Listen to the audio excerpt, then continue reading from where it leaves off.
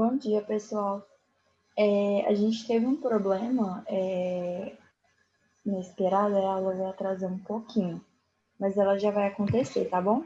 Não fiquem preocupados, não. Foi um imprevisto mesmo. Aí a professora já vai estar aqui.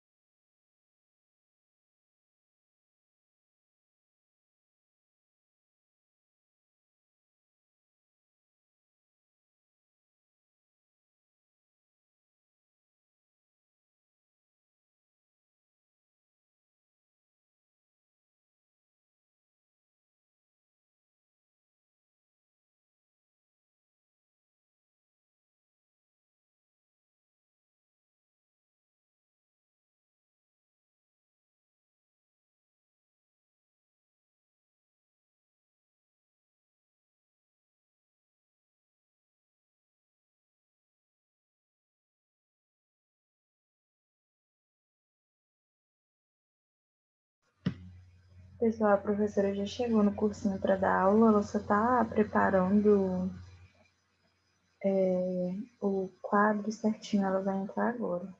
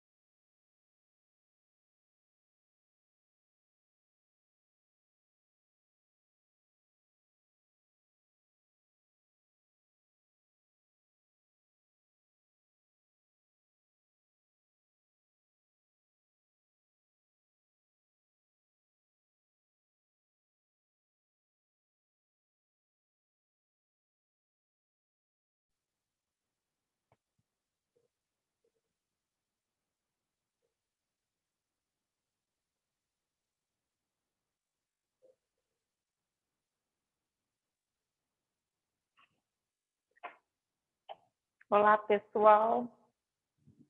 Vamos lá, vamos começar a nossa revisão, né? Tudo bem com vocês? Bom dia para quem está me assistindo. Tudo bem? Saudade de vocês. E aí, como é que vocês estão? Hoje nós vamos começar a nossa revisão falando de um dos assuntos que sempre é cobrado no Enem, que é segundo reinado. Tá bom, gente? Ah, professora, por que você começou por esse conteúdo na nossa revisão? Todo ano cai segundo reinado. Teve ano que o segundo reinado foi cobrado 3 questões no Enem. O ano passado caiu uma questão pedindo, né, pedindo para que vocês informações sobre o Instituto de História e Geografia do Brasil, criado por Dom Pedro II, e assim por diante. Então, vocês vão ver que todo ano há uma certa cobrança sobre esse assunto. Vocês estão me ouvindo aí? Tá ok? Beleza? Sim. Todo mundo me ouvindo? Sim, tá tranquilo. Sim? Então, vamos lá. Continuando aí. O segundo reinado é o reinado mais longo aí, que nós vamos... O segundo reinado é o segundo reinado mais longo, né? Nós vamos ver aí que ele tem 49 anos de duração. Ele perde apenas para o reinado da Rainha Vitória, a Rainha Vitória da Inglaterra, né? Que vocês já estudaram aí, era vitoriana, não é isso? Não consigo ficar em pé, eu gosto de ficar andando e tudo mais. Vocês já ouviram falar como era vitoriana, não é isso? A Rainha Vitória, ela governou de 1837 a 1901, então nós vamos ver que o reinado dela foram 64 anos de reinado. Então, nós vamos ver aí que o reinado de Dom Pedro II só perde para o dela. Vamos dar uma corrida de olho para a gente entender o contexto externo aí do segundo reinado, né? O que está acontecendo no mundo no período, isso é muito cobrado, vocês têm que estar de olho, principalmente pode pedir em literatura, sociologia, um pouco filosofia e até mesmo história. O que está acontecendo? Nossa, toda hora o fone cai, gente. Essa é a cabeleira.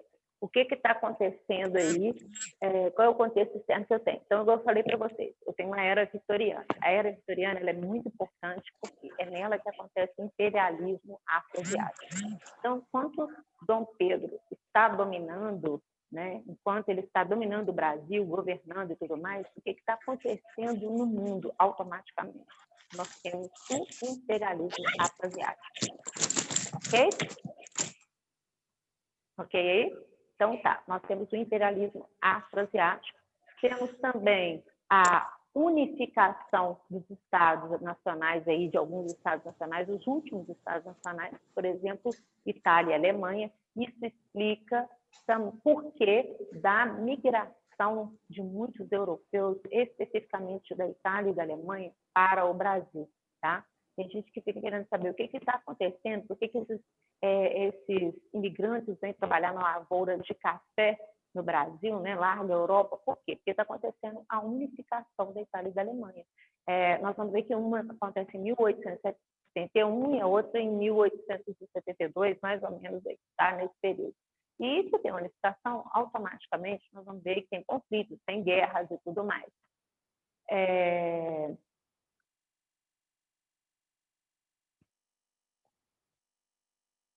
Ok? Apareceu a mensagem ali? Está todo mundo me ouvindo, né? Então, vamos. E se tem a unificação aí, igual eu falei para vocês, se tem unificação, igual eu falei para vocês, nós temos guerra, né? Vamos lá, a data específica, né? Eu falei errado. A Itália, 1870 e a Alemanha, 1871. E isso nós vamos ter a migração de cafeicultores, né? Esses cafeicultores, de trabalhadores do café, né? Nós vamos ter uma migração para o oeste paulista, no Vale do Paraíba, e vamos ter imigrantes indo para o Rio também, para a Baixada Fluminense, tá? Então, por que nós temos esse deslocamento de imigrantes? Está relacionado com o contexto da Europa no período aí do segundo reinado, tá bom? Outra coisa que nós temos no segundo reinado, que vai ser extremamente importante da gente entender, é o desenvolvimento científico, tá, gente? Na Europa, nessa época, estão surgindo várias correntes científicas, filosóficas e tudo mais. Por exemplo, a eletricidade, ela está surgindo, o telefone, a câmera fotográfica, tanto que nós vamos ver que Dom Pedro II é uma das figuras adeptas, uma das primeiras figuras a usar muita câmera fotográfica, porque ela está surgindo, né? Ele até se fotografa no Egito, a famosa foto de Dom Pedro no Egito, né? Quando ele vai viajar com a sua, né? Com todo o povaréu lá da corte portuguesa, lá, corte não, né? Dos amiguinhos, que ele chama, que são mais de 700 pessoas. Ele vai fazer retratos, né? Vai fotografar todo esse período. Por que eu estou falando desse desenvolvimento científico? Porque a eletricidade surge nesse período e ela vai ser extremamente importante para a lavoura de café, né? Agora nós vamos poder trabalhar à noite, nós vamos poder também ter estufas, então é importante. As ferrovias vão ser extremamente importantes.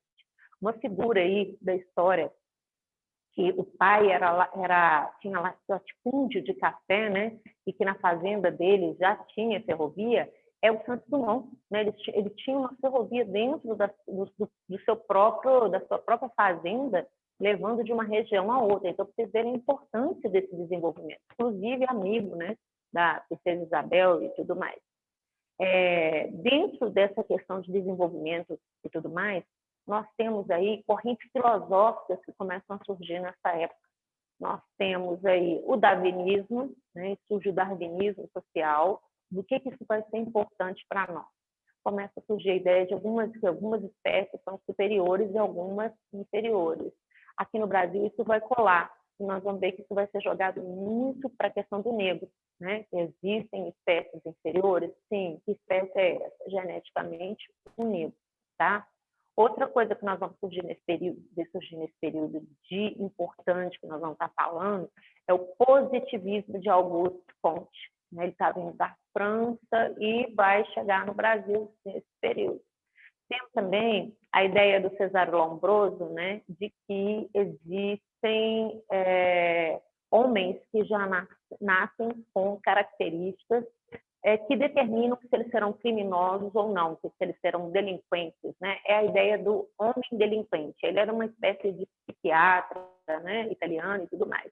Ele falava que certas características que vão estar presentes na face da pessoa determinam se elas serão capazes de cometer crimes ou não. E ele vai encaixar essas características como lá, tá? Muitas das características que ele vai falar vai estar presente na questão física do próprio mulato aí, tá? E por que eu estou falando isso? Porque daqui a pouco nós vamos estar vendo as leis abolicionistas e nós vamos ver aí que algumas pessoas vão estar contra e tudo mais. Nesse período também vamos ver surgiu Nietzsche e tudo mais, né? Então vocês vão ver que é um período rico aí no contexto externo de informações, de questões importantes mesmo, externas, que estão acontecendo na Europa, que vão afetar o segundo reinado. Então, vamos lá. Dom Pedro, vamos ver como que se dá aí essa ascensão de Dom Pedro II, né?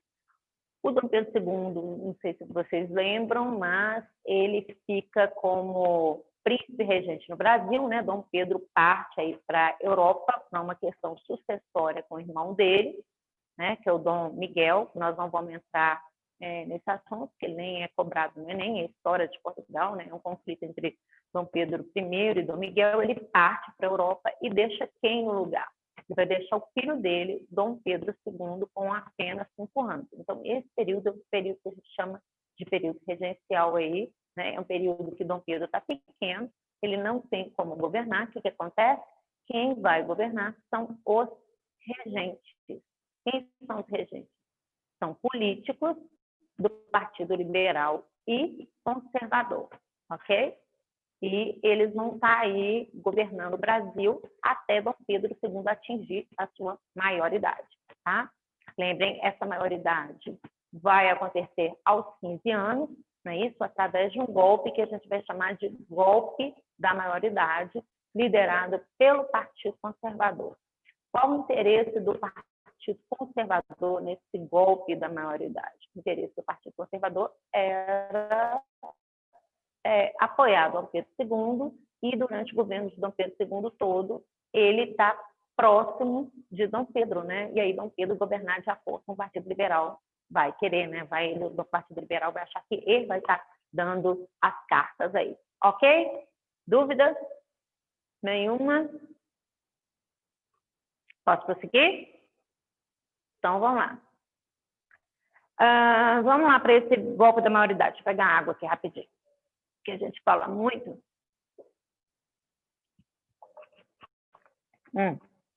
Igual eu falei para vocês, esse golpe da maioridade aí é feito pelo Partido Liberal, né? Já falamos aí. E nós vamos ver que Dom Pedro ele vai frustrar um pouco aí o que o Partido Liberal queria, né? O Partido Liberal achava que ele iria ficar no governo o tempo todo, já que ele apoiou aí a maioridade de Dom Pedro. Nós vamos ver que assim que Dom Pedro subir ao poder, ele vai dar um jeito aí e tiver um pouco mais velho. Uma coisa que eu queria falar para vocês, antes de eu prosseguir.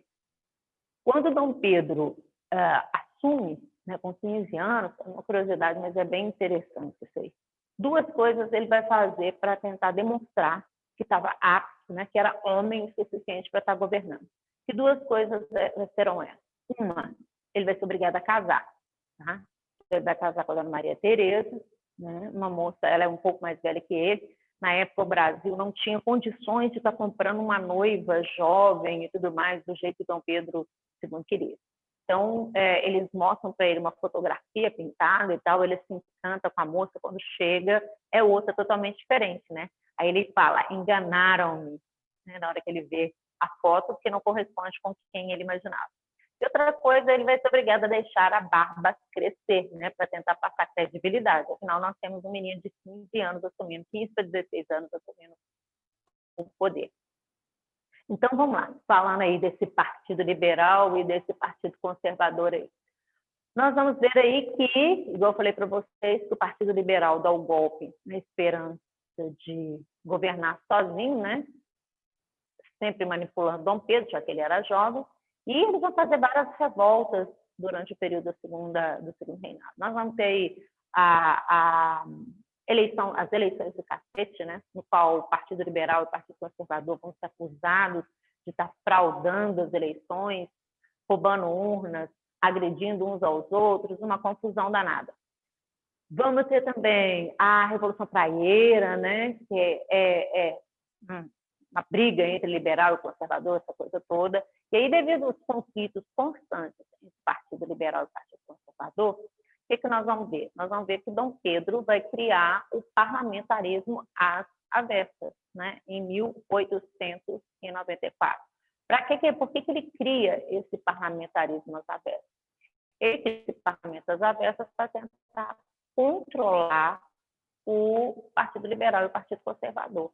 Porque o próprio nome fala, parlamentarismo às avessas. O que significa isso aí? O próprio nome fala, às avessas, ao contrário. É diferente do que o parlamentarismo realmente era, né? No parlamentarismo, nós vemos que o primeiro-ministro tem poder total. Nós vamos ver que aí não. O que acontece? Dom Pedro tem poder. Ele escolhe o primeiro-ministro, ele demite esse primeiro-ministro, ele pode fechar o parlamento quantas vezes ele quiser e ele vai fazer isso.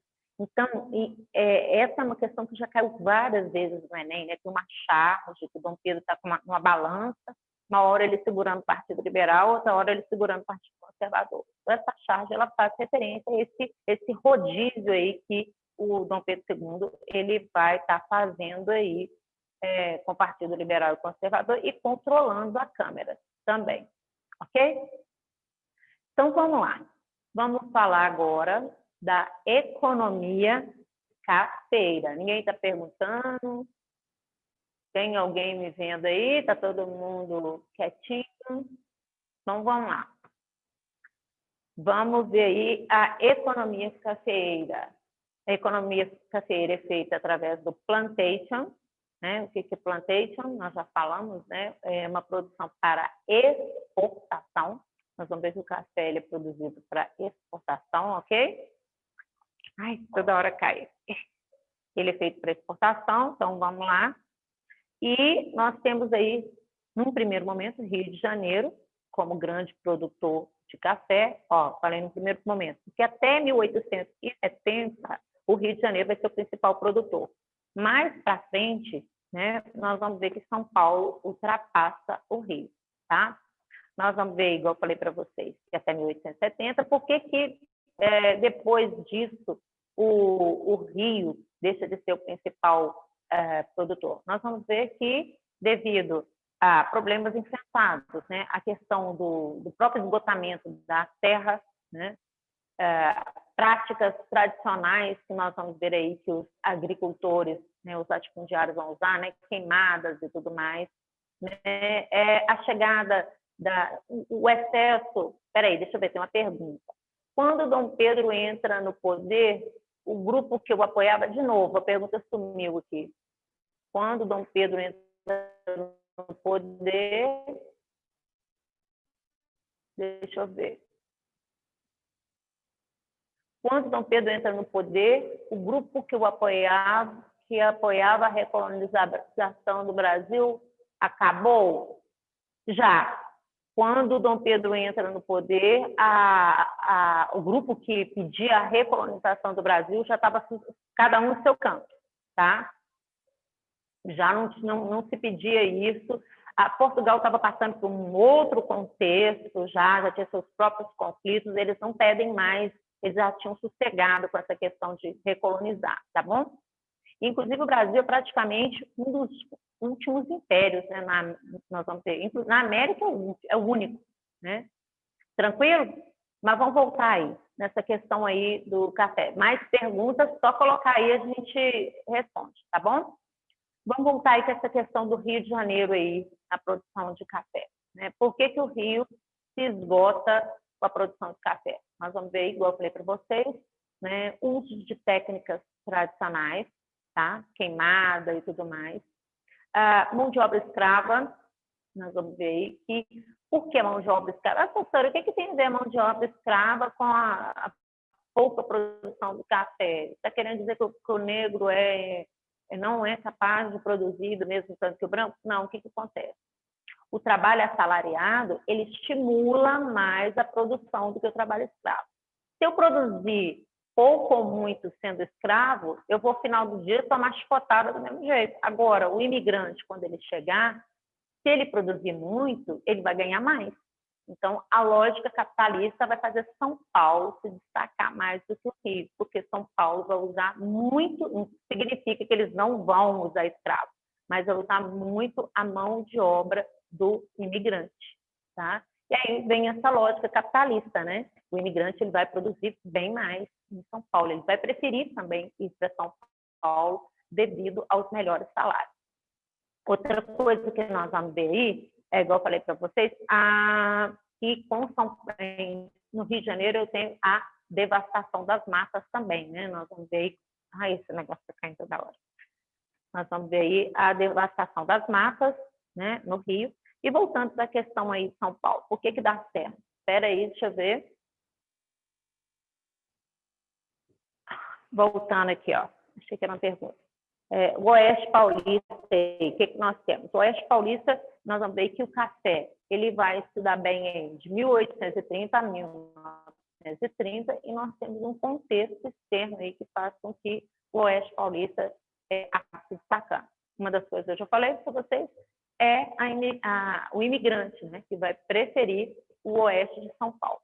Outra coisa que nós temos é que a Revolução Industrial, as técnicas industriais, né, ou a tecnologia que eu falei para vocês no início da aula, que está chegando na Europa, vai atingir exatamente quando o café está bombando em São Paulo, né? E aí São Paulo vai ter ferrovias, eletricidade, vem num outro contexto aí bem melhor, tá? A conjuntura histórica vai fazer com que o café lá dê certo. Que conjuntura histórica é essa que eu falei para vocês? Essa questão da chegada do imigrante, a tecnologia, né? Toda essa coisa toda aí faz com que São Paulo se destaque e acaba fazendo com que se destaque. Não esqueça, tem predominância de escravos? Tem, mas tem mais imigrantes do que tem no Rio. Tá? O imigrante prefere São Paulo devido aos melhores salários. Uma outra coisa que eu queria falar para vocês deixa eu ver aqui, deixa eu ver se eu lembro, se eu anotei aqui. Não, fugiu. Depois eu volto falando aí. Sobre São Paulo. Lembrei, questão da Terra Roxa. né? Outro fator que faz com que São Paulo se destaque muito aí no plantio de café é a questão da terra roxa, né? Que era muito mais fértil aí, né? Propícia ao plantio de café, né? Chamada de terra roxa pelo imigrante, que é aquela terra rosada, né? Avermelhada. Então, nós vamos ver que o Oeste Paulista ele tem uma predominância muito grande dessa terra e vai fazer com que São Paulo se destaque aí na produção. Não só São Paulo, mas nós vamos ter outras regiões, né? Minas também e tudo mais. Tranquilo? Então, vamos lá. Vamos dar continuidade, esse negócio toda hora caindo aqui. Ai, gente, está caindo tudo aqui. Deixa eu arrumar aqui, peraí. Só um momento.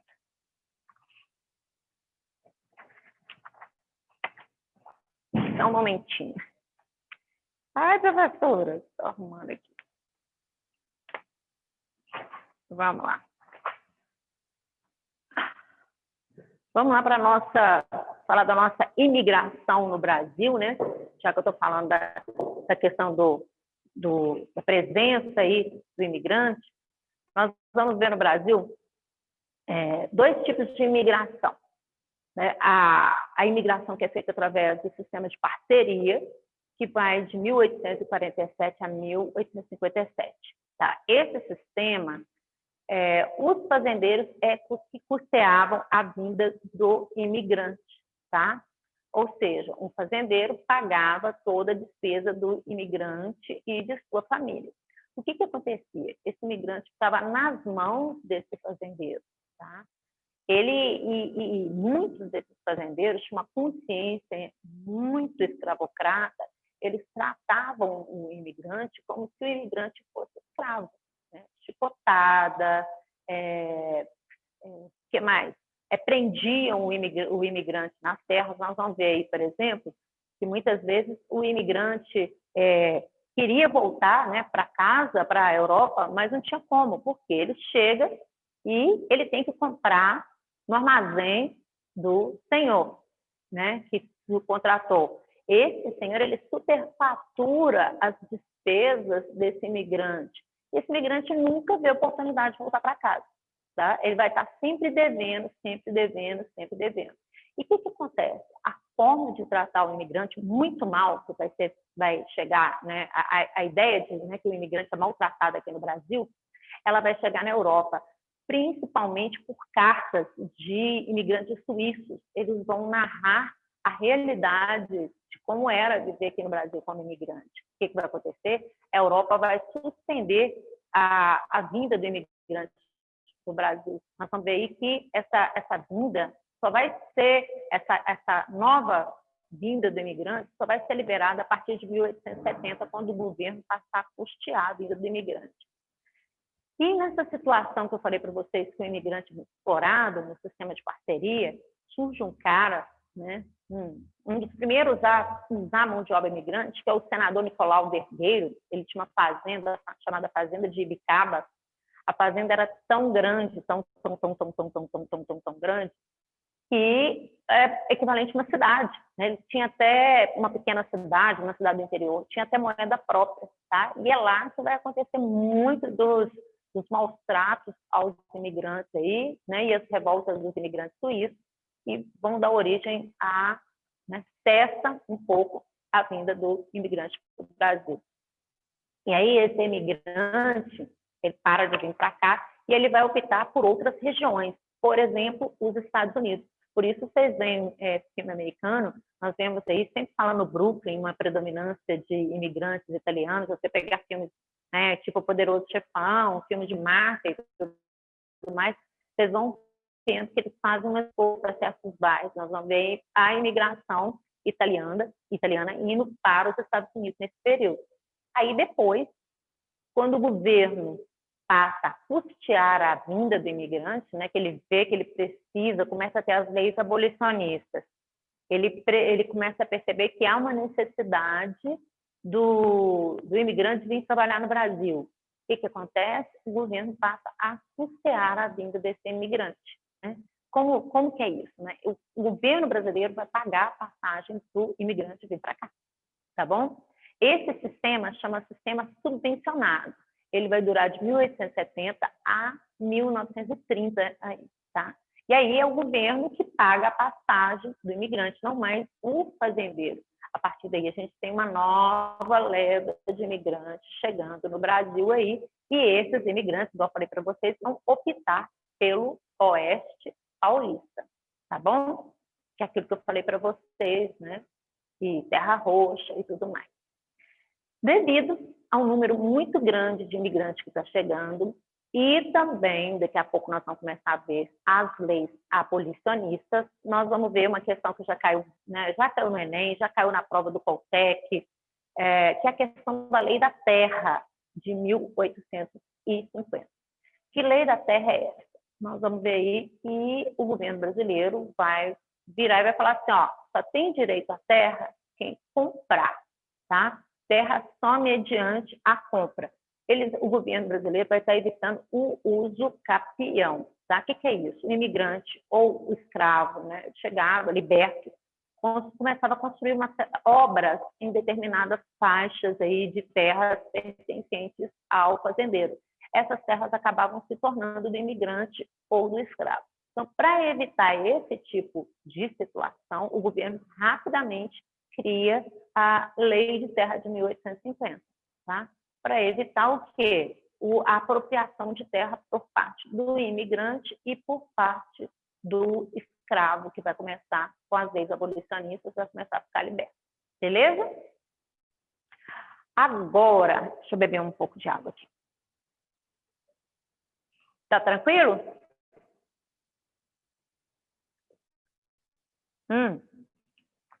O fone toda hora cai. Agora, meus amores, vamos falar do surto industrial que o Brasil vai passar nesse período, né?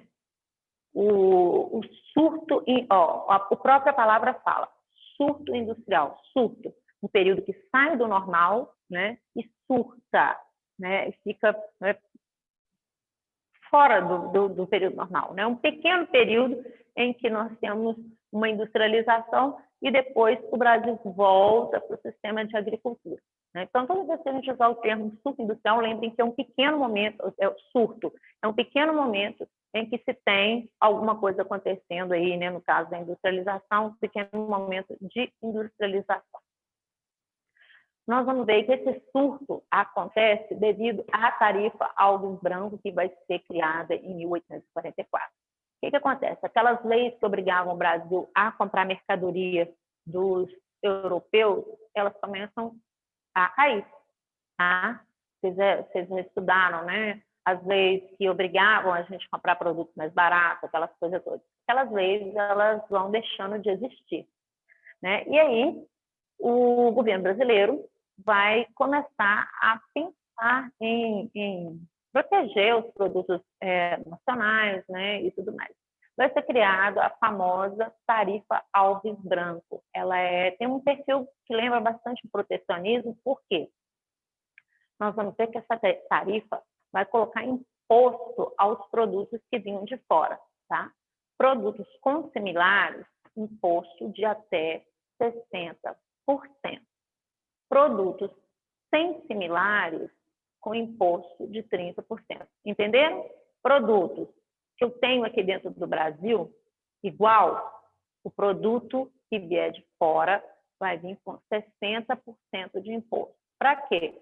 Para forçar o brasileiro a comprar o produto nacional. Se não tem o produto aqui dentro do Brasil, o produto entra com imposto mais baixo, entra com imposto de 30%. Isso para a Inglaterra é ruim, porque ela estava acostumada a focar tudo quanto é produto aqui dentro, né? A partir de então, ela vai ficar insatisfeita com isso. E isso vai gerar mais tarde, quando eu estiver falando para vocês das leis abolicionistas, vai gerar uma pressão maior aí por parte do inglês que a gente venha a abolir a escravidão. Porque o inglês, ele sabe que a mão de obra do brasileiro, né, dos fazendeiros, é escravidão. E ele vai querer cutucar a gente na questão econômica, assim como nós os atrapalhamos na questão econômica, colocando imposto nos produtos que vinham de fora. Então, o que eles vão fazer? Eles vão exigir o fim do tráfico negreiro aqui dentro do Brasil. Então, um dos motivos aí da lei Zé de Queiroz, da lei Bill Abner e tudo mais, nada mais é do que revanchismo a essa tarifa protecionista chamada de tarifa aulos brancos. Eles estão me atrapalhando economicamente, eu também vou atrapalhá-los. Nós vamos ver isso aí mais para frente, eu vou estar falando isso com vocês. Mas, aproveitando desse período aí que a gente chama de discurso industrial, uma figura surge, né? Que é o Mauá. Nós vamos ter a Era Mauá, que vai de 1840 a 1860. Mauá, o Irineu Evangelista, né? Um cara que tinha um perfil... gente, peraí, que eu vou fazer uma coisa agora. O Max está me entregando um negócio aqui agora. Quem me conhece, quem tem aula comigo, sabe o que é isso. É o poderoso o quê? Max, seu Deus, obrigada. Gente, o café, né? Aquele café nosso de cada dia. Estavam com saudade de mim, assim? Tomando cafezinho? Pode, Max? Pode brincar um pouquinho com eles? Já que ninguém fala nada, ninguém me pergunta. Aquele momento, gente, vamos imaginar que a gente está na sala. Aí eu vou, ô, fulano, vai lá buscar um café para mim. Então, eu vou dar aquela bicada no café. Então, vamos lá, continuando. Saudade que eu tô de dar aula para vocês, gente. Vocês não têm ideia. Vocês acham que a gente está brincando. Quando o Max põe aqueles negócios falando que está com saudade, vocês não têm ideia de como é bom estar na sala de aula. Eu estou morrendo de saudade. Mas vamos lá que vocês não querem saber do que a gente está pensando, não. O Mauá... e do café. Sim, saudade do café. Os comentários. Gente, esse café é cheiroso. Max que fez. O Mauá, negócio caindo. Não sei se vocês conhecem a história do Mauá. O Mauá, ele veio do sul, né? O pai dele praticamente vendeu o Mauá, né? Perdeu o Mauá em jogo, né? Aí ele não tinha como pagar, ele entregou o Mauá ainda novinho, né? Para um cara para quitar a dívida. Aí o Mauá vai trabalhar com esse cara para ajudar, né? Vai ser uma espécie de ajudante desse cara. O que acontece? O Mauá tem ele é visionário. O que é visionário? Visionário é pessoa tipo Silvio Santos, né? Vê num copinho de café a oportunidade de montar um quiosque de café na porta, não sei da onde, parará, e ele fica milionário com isso. Mauá observando, já jovem, observando esse cara, ele vai aprender várias coisas. E, inclusive, ele vai comprar desse cara ações do Banco do Brasil que estava falido, né? Porque Dom Pedro I tinha roubado o Banco do Brasil, né? Ido embora e levado todo o dinheiro do Banco do Brasil. O Banco do Brasil não valia nada. Aí o Mauá junta dinheiro, ainda na adolescência para a juventude, compra ações do Banco do Brasil. Um dia, o que acontece? O Banco do Brasil está valendo muito. O Mauá vai se tornar a figura mais rica do Brasil. Inclusive, mais rica até... Olha o que o café faz para a gente. Eu estava mole, triste, o café estimula, né? O Mauá, ele vai ser mais rico do que o Dom Pedro II. E dizem as más línguas que Dom Pedro II, tremedeira, Dom Pedro II não suportava o fato de Mauá ter mais poder do que ele. Inclusive, no livro A Volta ao Mundo em 80 Dias, é citado o nome do Mauá. O Mauá é uma das únicas figuras do Brasil, da América Latina, a ser citada em uma obra do Júlio Verne. E quando fala, né, que eles vão viajar pelo mundo, dar a volta a 80 dias, o Júlio Verne cita, quem quiser fazer inscrição, que estiver morando na América Latina, quiser fazer inscrição, faz inscrição para dar a volta ao mundo no Banco do Mauá. Então, o Mauá era tão importante a esse ponto. E visionário, né? Pra vocês terem uma ideia, o Mauá não gostava de trabalhar ele não trabalhava com escravo. O Mauá dava prioridade para trabalho assalariado. Então, ele já era visionista nesse ponto. E os negócios caindo tudo. E, como eu falei para vocês, eles... Ai, caiu outro. É meu cabelo, né, Marcos? Que é muito grande. Como eu falei para vocês, visionário, não trabalhava com escravo, não trabalhava com escravo, ele dava prioridade ao trabalho assalariado. Ele já via nisso, né? O trabalho assalariado é igual a retorno financeiro. Então, era um cara de visão para a época. Mauá, esse surto do Mauá, ele dura de 1840 a 1860. Vocês vão ver que é pequenininho, né? Nós vamos ver que ele vai sofrer sabotagem dos ingleses. O Mauá, no período de áureo dele, ele iluminou o Rio de Janeiro todo. Ele passou cabos teleféricos do Brasil para a Europa, né? Que mais nós vamos ver? Ele tinha curtumes, ele tinha estaleiros, e aí ele começa a crescer muito. Nós vamos ver que, incomodado com isso tudo aí, e com a própria tarifa Alves Branco, que estava permitindo que ele crescesse, lembra, a tarifa Alves Branco, aquela que eu expliquei para vocês, protecionista, nós vamos ver que a Inglaterra vai começar a pressionar o Brasil contra a tarifa Alves Branco. E o Brasil vai criar uma lei chamada Tarifa Silva Ferraz.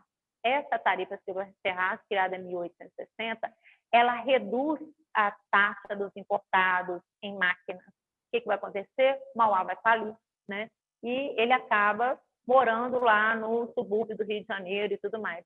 Tem um filme que mostra muito bem isso, vocês já devem ter visto em escola e tudo mais, né? Que é Mauá e o Imperador. Mostra claramente isso aí, né? Mauá chamando Dom Pedro para inaugurar a ferrovia, Dom Pedro acha que aquele é humilhante para ele. Ah, está me tratando como escravo, aquela coisa toda. Eu, particularmente, tenho uma simpatia muito grande por essa questão do Mauá, pela visão dele, né, de desenvolvimento e tudo mais.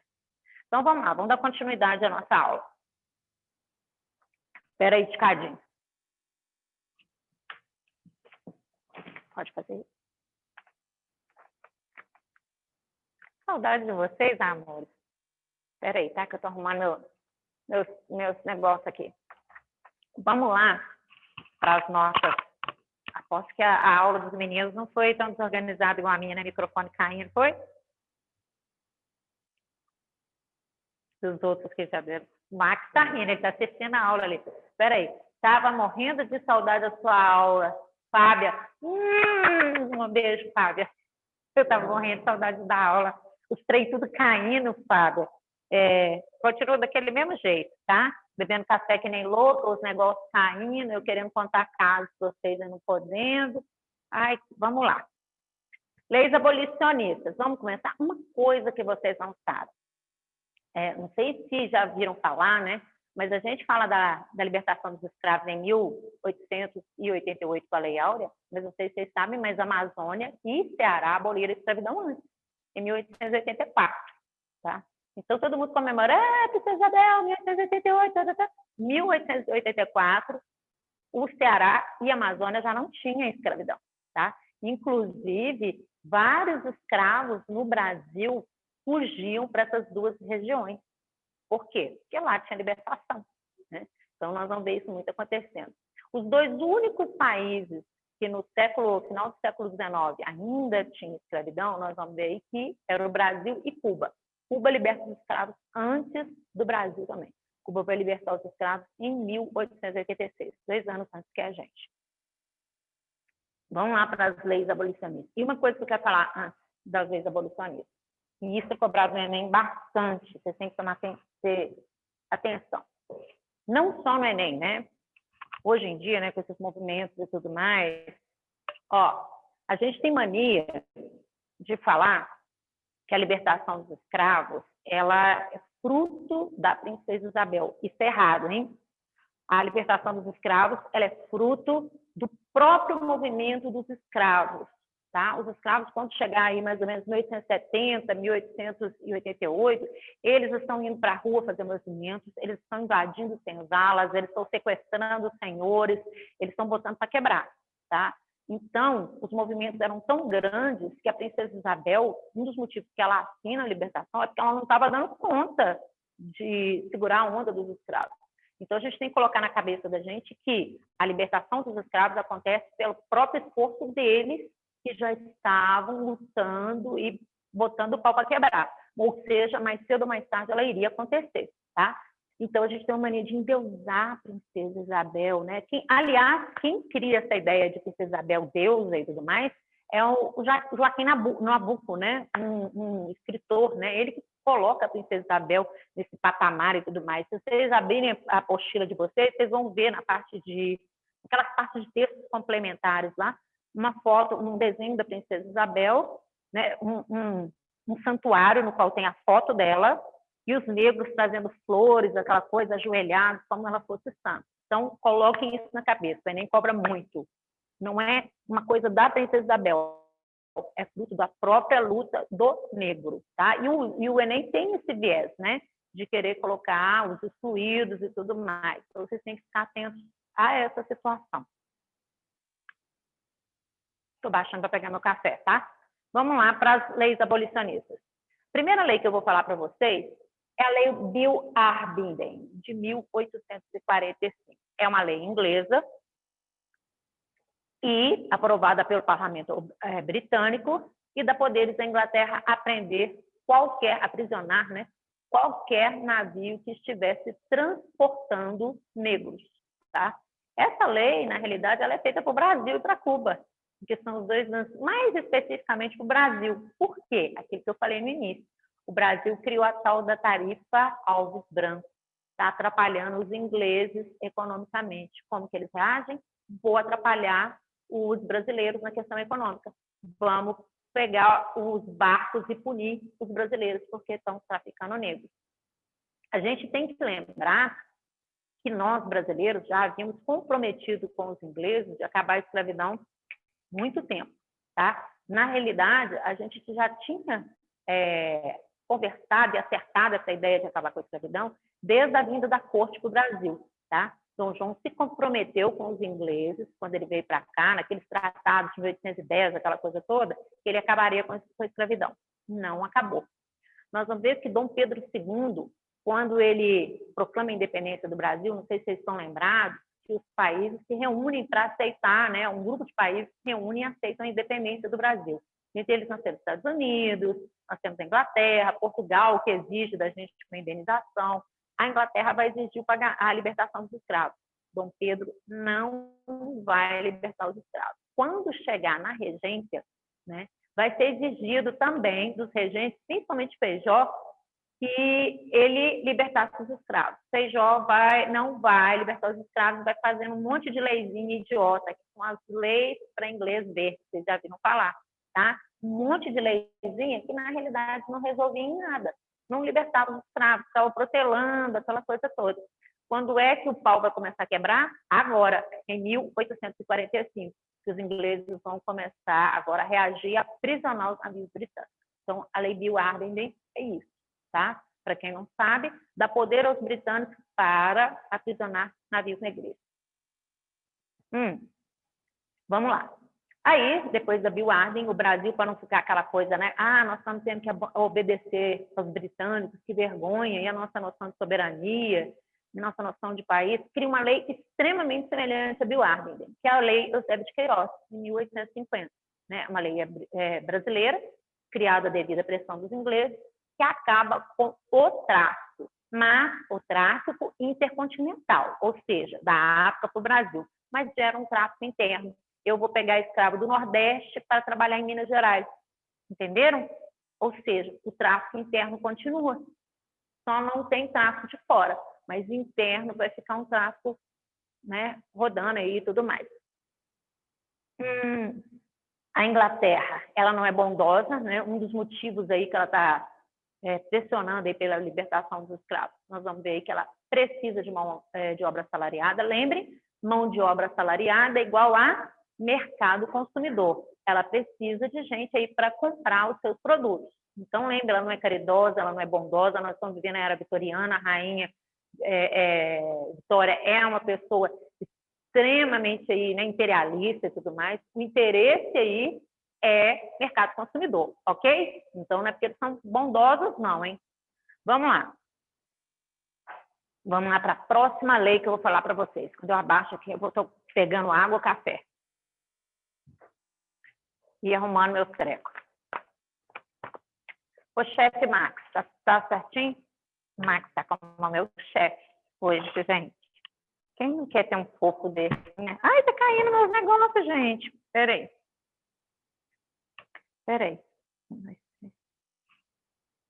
Minhas folhinhas sumiram. Pode falar? Assim? Tá faltando uma aqui. Peraí, crianças. É porque eu fiz um roteiro para vocês de leis abolicionistas. Tá faltando uma. Mas a gente vai assim mesmo. Tá faltando uma, mas eu vou assim mesmo. Vamos lá. Que a gente sabe de cabeça, não precisa. Eu fiz um roteiro, eu devo ter esquecido em casa. Vou falar assim mesmo, sem roteiro. Vamos que vamos. Ó, vamos falar de uma lei extremamente interessante aí, que é a lei do ventre livre, né? 29, o roteiro sumiu. Não, Max, sumiu. Deixa que eu vou sumir. Eu perdi. Vamos lá para a lei do ventre livre, né? 29/9/1871. Essa lei fala que o escravo nascido nessa data, ele é livre. Mas, o que acontece? Nós vamos ver aí o Senhor adulterando a data de nascimento do escravo, né? Por quê? Porque ele não vai querer libertar esse escravo. E uma coisa, o governo dava indenização. Funcionava da seguinte maneira: o senhor poderia usar o escravo até 21 anos e abrir mão da indenização, ou libertar o escravo, né, até 8 anos de idade, dar libertação para esse escravo. O senhor muitas vezes adulterava a data de nascimento do escravo para não mexer com isso, para não dar a libertação para essa figura, tá? Para o escravo, tá bom? E muitas vezes o próprio escravo não ia embora, a família dele está toda presa lá, ele tem 8 anos de idade, ele acabava trabalhando nessas terras, né? Então era uma lei muito complicada. Essa lei, ela foi criada após a Guerra do Paraguai. Nós vamos entender por quê. Porque na Guerra do Paraguai, muitos caras que vão lutar na Guerra do Paraguai, a maioria serão negros, tá? Por quê? Porque os filhos dos senhores brancos, eles não vão, né? Aí o senhor do fazendeiro, ele faz o seguinte: ele coloca o escravo na linha de frente para não mandar o filho, entendeu? E fala, se você sobreviver, em troca você tem a liberdade. Então, grande parte do cara que vai lutar na Guerra do Paraguai, nós vamos ver que ele é negro. E quando ele volta, liberto, ele vai ver a família dele sendo açoitada, aquela coisa toda. E aí o governo, mediante a isso, o que faz? Cria essa lei, a lei do ventre livre. Inclusive, a charge com um soldado voltando da Guerra do Paraguai, está na apostila de vocês, já caiu mais de uma vez no Enem. Um soldado olhando assim, né? E aí, ao fundo, a família sendo chicoteada, tá? Já caiu várias vezes, de várias formas, relacionada à Guerra do Paraguai, relacionada às leis abolicionistas, relacionada à situação do próprio negro mesmo. Então, ficar atento às charges. Uma coisa que eu queria falar para vocês, professora, por que o governo de Dom Pedro II tem tanta charge? Dom Pedro II era um cara defensor da liberdade de expressão, tá bom? Então, ele não criticava, não mandava prender jornalista, igual o pai dele fazia, nada disso. Pelo contrário, ele falava que que não tem que ter censura. Você tem que escrever o que você quer e tudo mais, né? Então, os jornais, vocês vão ver que é um período rico em charges. Inclusive, eu tenho um livro só de charges dessa época. Você ficar muito atento, porque é um período que tem charge a rodo, críticas ao governo dele e tudo mais. Ele não censurava nada, ok? Então, vamos lá, voltando a essa lei aí que eu estou falando para vocês, a lei do ventre livre, uma figura importante que vai ficar atenta a essa lei aí é o Machado de Assis, tá? O escritor Machado de Assis. Machado de Assis, ele era ministro de Dom Pedro II, negro, escritor, ministro de Dom Pedro II. Uma coisa, né, que vocês vão ver, os meninos do Cefet já viram isso muito, porque o livro do Machado de Assis caiu para eles, né, os contos do Machado de Assis já caíram para eles. Se vocês pegarem fotos do Machado de Assis, assim como do presidente Campos Salles, vocês vão ver que as fotos do Machado de Assis e de Campos Salles sempre aparece Machado de Assis e Campos Salles brancos, mas eles não eram brancos, eles eram negros, mulato para negro, tá? O Machado de Assis, as imagens dele foram branqueadas, por quê? Porque o Brasil não aceitava um escritor famoso ser negro, então eles branquearam a imagem dele. Campos Salles, o presidente do Brasil, que nós vamos estar daqui a pouco, ele mesmo pedia para branquear suas imagens, porque ele era racista com ele mesmo, então ele não gostava da sua própria imagem negra, então ele manda branquear. Mas o Machado de Assis aí, ele vem vigiando, né? Ele era epilético e gago, né? Então, para ele ir para a rua, fazer discurso, defender a situação do negro era complicado. Então, como que ele vai atuar nessa questão da libertação dos escravos? Machado de Assis, ele vai atuar vigiando como ministro, tentando fazer com que essa lei, chamada de Lei do Ventre Livre, ela seja cumprida o máximo possível. Tá? Por que eu estou citando isso aí? Que é o tipo de coisa que o Enem gosta de cobrar, né? Fazer contextualizar aí literatura com história, e aí vocês ficam apavorados, não conseguem entender, tá bom? Outra coisa importantíssima Quem vai assinar essa lei é a princesa Isabel. Por quê? Porque ela está como regente. Nós vamos ver que ela vai estar como regente durante 2 vezes na história do Brasil. Dom Pedro vazava, ia fazer tour pela Europa com os amiguinhos dele tudo, ia visitar o Egito, igual eu falei, ia para Paris, não sei das quantas, né? E deixava a princesa Isabel no poder. Essa lei é assinada por ela. Por que essa questão? Uma mulher no poder. O Enem gosta muito disso. Uma mulher assinando uma lei extremamente importante. Então, nós vamos ver que a princesa Isabel vai estar em 2 momentos da história assinando leis importantes e governando, como mulher, governando no lugar do pai. Tá bom? Nessa época, vocês vão ver charges que aparecem aí, sempre mostrando Dom Pedro dormindo, Dom Pedro com preguiça e tudo mais. Eram jornais fazendo sátira, falando que Dom Pedro já estava de saco cheio, que já era hora de acabar com a monarquia e tudo mais, né, que não dava mais, tá bom? Então, guardem. 2 momentos da história, nós temos a princesa Isabel governando, uma mulher governando a monarquia 2 vezes, tá? Isso sem contar, se a gente for falar aí, né, a dona Leopoldina, que praticamente fez todo o processo de independência do Brasil lá no primeiro reinado. Então, vamos ver aí, eu falei para vocês, a Lei Eusébio de Queiroz, Bill Adrien, falta a Lei do Sexagenário. A Lei do Sexagenário, o próprio nome já fala, né? Libertava os escravos com mais de 60 anos. Polêmico isso. O escravo vive até os 60 anos? Né? Os escravos, a maioria das vezes, não chegavam a 60 anos de idade. Quando chegavam, estavam mais mortos do que vivos, né? Essa lei aí, nós vamos ver que ela também dava indenização aos senhores que libertassem os escravos com mais de 60 anos. Ela é chamada de lei, ela é apelidada de Lei Pena-Copa, tá?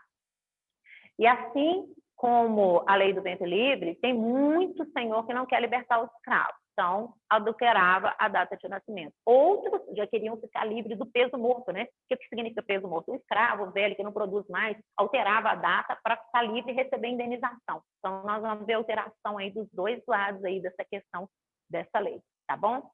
E lembrem, praticamente não temos escravos vivos aos 60 anos de idade. Então, falamos das leis, agora nós vamos falar das questões externas que Dom Pedro vai enfrentar, tá? As batalhas, as lutas, Guerra do Paraguai e tudo mais. Vamos lá?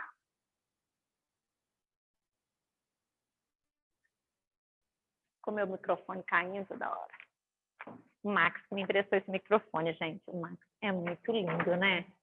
Quem acha o Max lindo? Ele tá tão cheiroso hoje. Nossa, isso vai ficar gravado, né, Max? Todo mundo vai ouvir. Gente, o Max é muito fofo, meu amigo, tá? Amo. Minha mãe também ama o Max. Todo mundo, quer dizer, todo mundo não, minha mãe que conhece ele é muito fofo. Fofo, fofo. Eu posso fazer isso, Max? Pode? É para relaxar, né, gente? Fofo, fofo, sexy. Sexy, vocês conhecem o Max, gente? Quem não conhece, tem outra unidade assistindo, Max? Tem, quem não conhece, conhece o Max. O Max é a pessoa mais prestativa que existe. Adora Friends. Igual a mim. Matando café, vamos lá.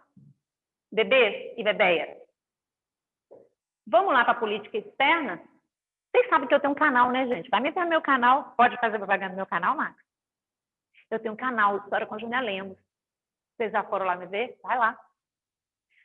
Lá eu não posso... Tem aula que eu me solto, assim. Tem aula que eu fico mais concentrada. Tem gente que já falou que eu sou muito formal naquela aula. Depois vocês dão uma opinião lá, porque eu precisava ficar mais assim. Vamos lá para a política externa. Vamos ver o que Dom Pedro vai pegar. Vocês viram que foi o café do Max. Tem alguma coisa, me soltou depois do café. Política externa aí no governo de Dom Pedro II. Questão chamada questão Christian. O que é essa questão? É um embaixador. Quem é o Christian? É um embaixador americano que o Brasil, né, enchendo o saco. O que esse embaixador está questionando? Ele está questionando a tarifa Alves Branco. Ele está putaço da vida porque eles não podem socar os seus produtos industrializados aqui dentro. E aí ele começa a cutucar o Brasil. Vocês viram o tanto que a tarifa Alves Branco é importante? Por favor, deem uma lida nela. Toda hora eu cito essa tarifa. Ela está correlacionada à libertação dos escravos, ela está correlacionada a problemas externos que Dom Pedro vai ter. Então, dê uma lida na tarifa Alves Branco. tá? De 1844. E aí, nós vamos ver que o Christian está putaço com essa tarifa, não está podendo vender os produtos industrializados, e uma coisa vai acontecer. Nós vamos ver que, primeiro, vamos lá para a questão dos soldados. Soldados britânicos não uniformizados vão estar bêbados e fazer maior ruaça no Rio de Janeiro e vão acabar sendo presos por soldados brasileiros. O Christian vai dar uma de louco e vai começar a exigir que Dom Pedro solte os soldados britânicos e que prenda os soldados brasileiros. Por que ele está dando esse piti? Por causa da tarifa aos brancos. Ele está puto com isso. Outra coisa vai acontecer aí na questão Christian. Um navio inglês abarrotado de mercadorias vai tombar no Rio Grande do Sul e o povo vai saquear. Normal do brasileiro, né? Normal do brasileiro. Vai saquear a carga toda do navio. E aí, o que acontece? O Christian vai dar piti e vai exigir que o Brasil, né, que Dom Pedro,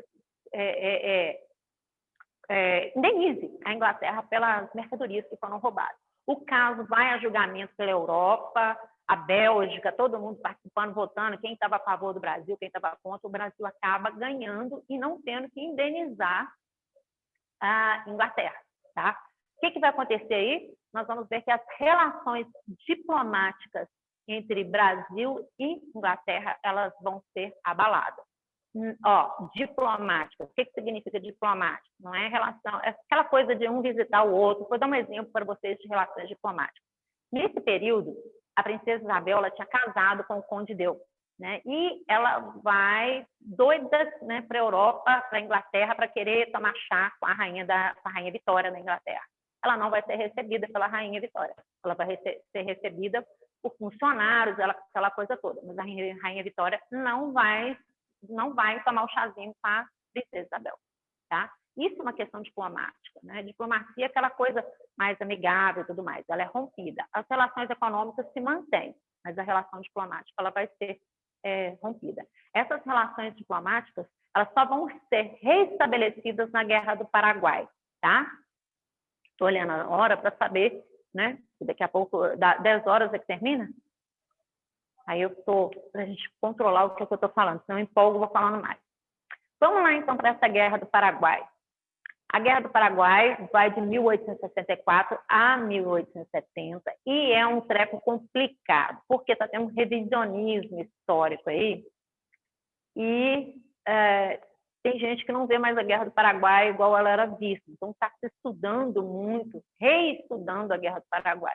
Inclusive, já caiu questão no Enem, né, com esse novo revisionismo, né, um texto com um fragmento de texto do revisionismo e um fragmento de texto do jeito antigo que a gente tinha a Guerra do Paraguai, e você tinha que trabalhar, né, falar sobre esse revisionismo e tudo mais que está acontecendo.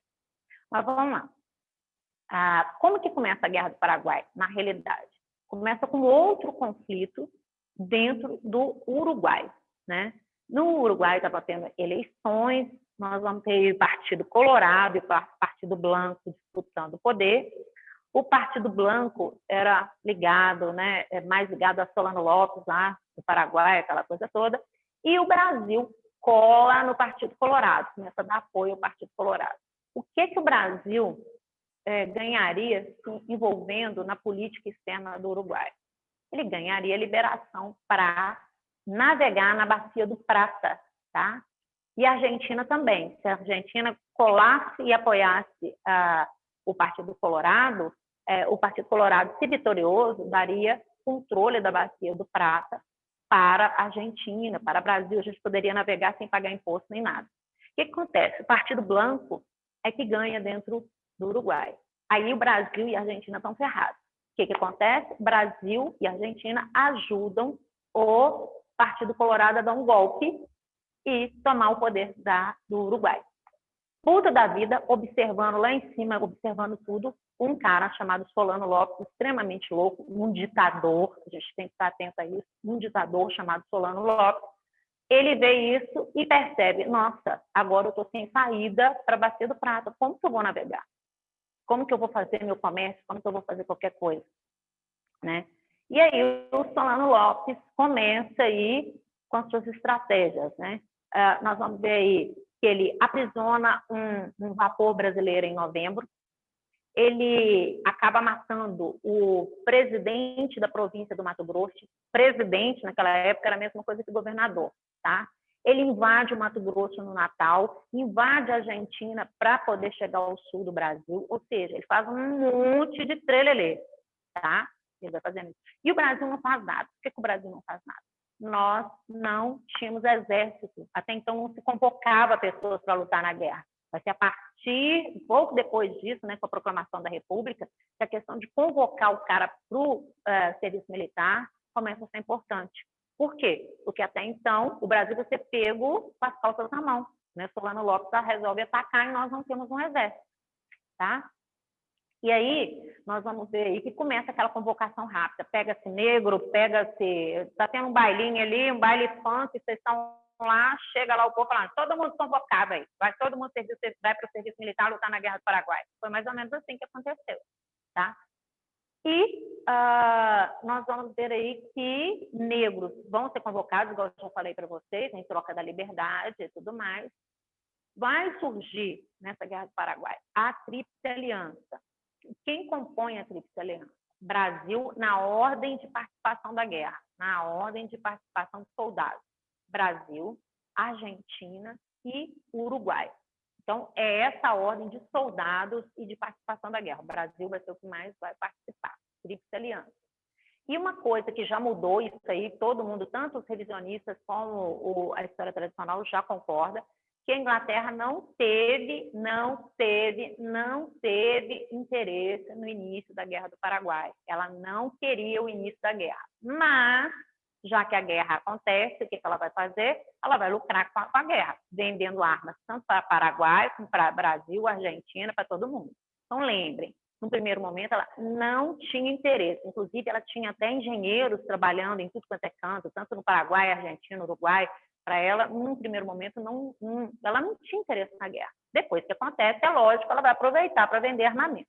Tá bom? Vamos ver aí que o Paraguai vai ser derrotado, né? Ele vai ter 70% da população masculina morta, tá? Nós vamos ver que questão masculina aí, o Paraguai vai estar arrasado. Ele vai perder parte de terras, nós vamos ver que como o tratado de indenização aí, tipo o tratado de Versalhes, né? Nós vamos ver que o Paraguai ele vai ter que ceder terras para o Brasil, né? Pagar pelos prejuízos, e o Paraguai vai ser aniquilado completamente, né? Questão política, social, econômica, ele vai deixar, né? Praticamente vai deixar de existir, né? E aí a gente vê esse Paraguai aí do jeito que a gente está até hoje, é reflexo da Guerra do Paraguai, beleza? Então vamos lá, continuando agora que eu vou falar para vocês. Agora nós vamos começar a ver aí como que Dom Pedro roda, né?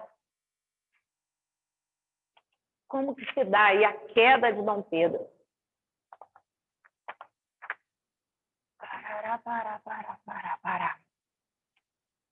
Vamos lá para o fim do Império. Vamos começar a ver o que acontece aí. Fim do Império, fim do Império. Eu esqueci de falar uma lei importante para vocês. Foi bom que eu lembrei, Lei Áurea. Né? Ainda bem que aqui a gente está igual na sala de aula, a gente pode lembrar disso. Falei das leis abolicionistas e da principal eu esqueci. Lei Áurea, né? Assinada pela Princesa Isabel na segunda regência dela. Não é isso? Se bem que eu já tinha falado bastante sobre essa lei. Nós vamos ver que ela acontece devido à incapacidade da Princesa Isabel de conter os conflitos que os próprios negros estavam fazendo, aquilo que eu já tinha falado. Né? A Lei Áurea, ela nada mais é do que uma pressão que a Princesa Isabel está vivendo aí, mediante aos conflitos dos negros em prol da sua libertação. Tá? É uma tentativa também de agradar esse grupo aí, né, essa camada aí dos negros. E ela acaba libertando os escravos e não indenizando os fazendeiros. E aí surge um primeiro grupo insatisfeito aí com a monarquia, que são os republicanos do 13 de maio. Por que a gente dá esse nome para esses caras?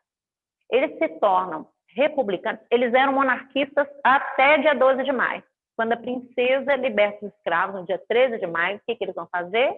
Eles começam a pedir fim da monarquia. Por quê? Porque eles tiveram a libertação dos escravos e eles não receberam indenização, não receberam R$1 em troca, né? R$1. Não receberam nada, né? Sei lá qual a moeda da época, mas eles não receberam nada em relação à indenização desses escravos. Então, eles vão começar a pedir fim da monarquia por causa dessa não indenização dos seus escravos. Tá? Então, surge aí o que a gente vai chamar de republicanos do 13 de maio, que são figuras insatisfeitas com o governo aí, da princesa Isabel, com a monarquia, né, com Dom Pedro e tudo mais. E lembrem, aquilo que eu falei, Dom Pedro está viajando, princesa Isabel de novo como regente. Tá? Vamos ver a questão do exército também, o exército vai estar extremamente insatisfeito com Dom Pedro II, né? O exército lutou na Guerra do Paraguai e não recebeu indenização, e não foi visto como herói, né, e tudo mais. Eles são vitoriosos, uma batalha que durou muito tempo, e eles voltam, estão sendo tratados como ralé, né? Não tem nada de interessante, não tem cargos, não tem cargo no governo, baixo soldo é salário, né, e tudo mais. Eles estão numa situação bem precária. Então, esse grupo também vai se voltar contra a monarquia. Eu vou falar mais sobre eles na hora que eu estiver falando sobre golpe da proclamação da República. Eu vou entrar especificamente falando sobre o exército. E temos também, né, a questão dos religiosos, né, dos padres insatisfeitos com o segundo reinado. Vocês vão ter na apostila de vocês, tem lá, Dom Pedro com a mão assim e o Papa batendo com palmatória na mão do Dom Pedro II. O que acontece? O Brasil, desde o primeiro reinado, padroado. O que é o padroado? O padroado, os padres eram escolhidos, né? Recebiam salário, recebiam tudo, recebiam diretamente do monarca. Não havia relação do Brasil com o Papa, tá? O Brasil rompe relações com o Papa. Então, a Igreja Católica, ela se dá direto ao monarca. Esse período do primeiro reinado ao segundo, 1824 a 1889, com a proclamação da República. Isso gera, no Brasil, um clero muito diferente, né? Um clero que tinha amantes, esposas, um clero que frequentava a maçonaria, um clero que só dava satisfação a Dom Pedro, que não estava nem aí para o que estava acontecendo. E o que acontece? Principalmente a maçonaria. A maçonaria está crescendo muito. Dom Pedro I e Dom Pedro II eram maçons, né? E o Papa Pio IX, na época, cria uma bula papal, né? Um conjunto de leis no qual ele falava que quem tivesse na maçonaria seria excomungado. O que é excomungado? Banido da Igreja Católica. E nós vamos ver aí que os bispos do Rio de Janeiro, Olinda e Belém vão colocar isso que o Papa está falando em prática, né? Vão passar o rodo e banir aí os membros da maçonaria e tudo mais. Dom Pedro, insatisfeito com isso, por ser maçom, manda prender esses bispos, né, esses 3 bispos do Rio, de Olinda e de Belém. Arruma uma confusão, porque aqueles que eram favoráveis a o Brasil voltar a se meter ao Vaticano vão ficar contra Dom Pedro. O Papa vai ficar contra Dom Pedro. O Brasil vai virar aquela confusão. E aí Dom Pedro, arrependido, solta os bispos e tenta reatar a situação com o Papa. Mas aí já é tarde demais. Nós vamos ver aí que a situação aí com o clero, ela já vai estar abalada, tá bom? Então, nós temos aí, já falamos, dos republicanos, fazendeiros que não tiveram indenização, do exército e da questão religiosa. Ou seja, a monarquia ela está sendo, né, praticamente ela não está mais sendo aceita dentro do Brasil. E vamos lá, então, para o nosso golpe militar aí, né, que é chamado de Proclamação da República, né, do dia 15 de novembro de 1889, que nada mais é do que um golpe militar, né? Tanto que tem uma frase que a gente usa muito em sala de aula do Aristides Lobo, vai falar assim, ó, e o povo assistiu bestializado. O que significa isso? O povo vai assistir a proclamação da República sem saber que está acontecendo a proclamação da República. Para o povo, nada mais é do que mais uma passeata de cavalo, do exército e tudo mais. O povo não vai estar nem sabendo o que está acontecendo, né? Vamos lá. Quem proclama a República é o Marechal Deodoro da Fonseca. Mas uma coisa que eu queria falar para vocês, são dois ligados, o Marechal Deodoro da Fonseca e o Tenente Coronel Benjamin Constant. Mas uma coisa que eu queria falar para vocês é que o Deodoro da Fonseca nunca quis proclamar a República. Tá? Ele era monarquista. Inclusive, quando o pessoal falava que era para ele proclamar a República, né, passar o rodo em Dom Pedro, ele falava, devo favores a Dom Pedro, não posso. E ele devia muito. Outra coisa, ele falava que o Brasil não tinha capacidade, amadurecimento para lidar com a República. Ele falava, ruim com a monarquia vai ser pior com a República, tá bom? Então, ele era totalmente contra. Quem era, já era o Benjamin Constant, que era, né, da filosofia, né, ordem igual a progresso. Isso que vai ser o lema da nossa bandeira. Como que nós vamos ter aí, veja, se Deodoro da Fonseca não queria proclamação da República, como que ela vai acontecer? Nós vamos ver que fake news.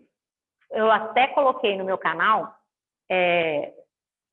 argumentos de redação, eu até coloquei aí, por causa do fake news que já aconteceu, eu coloquei esses falsos boatos aí, uma aula só sobre esses falsos boatos como fake news e fazendo um argumento de redação aí.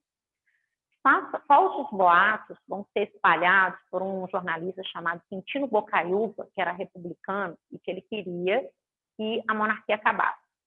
Ele espalha aí, no Brasil afora, que o Dom Pedro II iria mandar prender Deodoro da Fonseca e o Benjamin Constant. E isso aí já começa a deixar o Deodoro da Fonseca assustado. Mas Dom Pedro nunca tinha falado isso.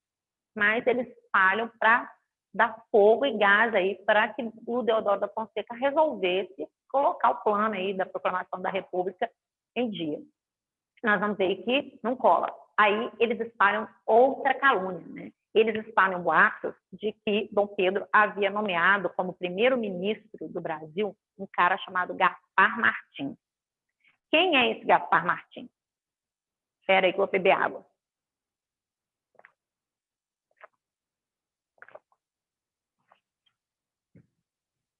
O Gaspar Martins era um inimigo pessoal de Deodoro da Fonseca. No passado, eles disputaram uma moça, né? E essa moça, Deodoro doido para ficar com ela, aquela coisa toda, ela opta por ficar com Gaspar Martins, né? E o Deodoro da Fonseca nunca mais perdoou o Gaspar Martins por isso, por essa ofensa, né? Ele achava que era uma ofensa e tudo mais. Aí, quando surge o boato, né, que Dom Pedro tinha colocado o Gaspar Martins como primeiro-ministro do Brasil, aí sim Deodoro fica puto da vida e vai, né, aceita a proclamação da República. E aí a proclamação da República, um monte de cavalinho lá, na praça do Rio de Janeiro lá, né, dá uns tirinhos de canhão para cima, e Deodoro manda falar assim, diga o povo que a República foi proclamada. Pronto, acabou. Tá? E aí você tem um golpe. A história da nossa República é muito vergonhosa, a nossa proclamação. E aí a nossa proclamação é feita, né, através de 2 fake news. O Deodoro da Fonseca volta para casa, que ele estava doente, volta para a cama, vai continuar a dormir e a proclamação é feita, não é isso?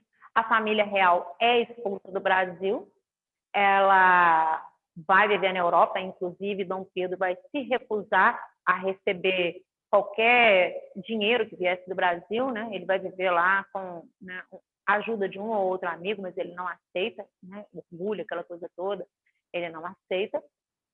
E a família fica exilada.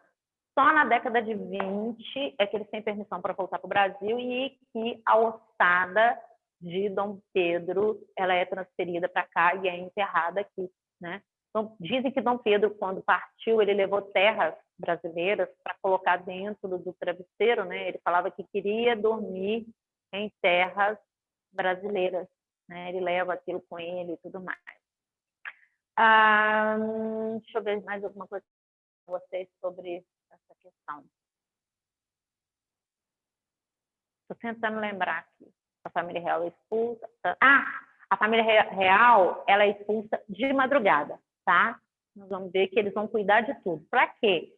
Para que o povo não visse e não tivesse comoção. Eles são obrigados a sair aí do Brasil durante a madrugada. Então, se você vê quadros aí pintando eles saindo de dia, aquela coisa toda, tem um quadro que mostra isso, né? Eles dando tchauzinho. Não foi assim que aconteceu. Eles fogem durante a madrugada, são obrigados a sair do Brasil durante a madrugada, tá bom? E aí, finalizamos a questão do segundo reinado. Alguma dúvida? Porque eu vou passar para outro conteúdo, porque a gente ainda tem 30 minutos. Eu vou passar para outro assunto. Dúvidas?